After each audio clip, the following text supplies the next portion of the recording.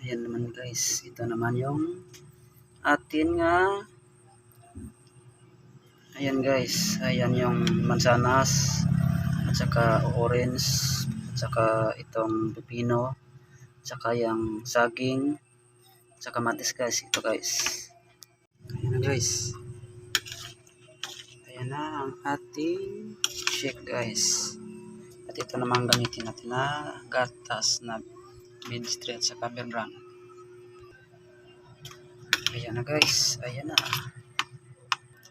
At ito naman guys, ang gatas ilagay natin dito. Yung spray guys. At ayan na guys.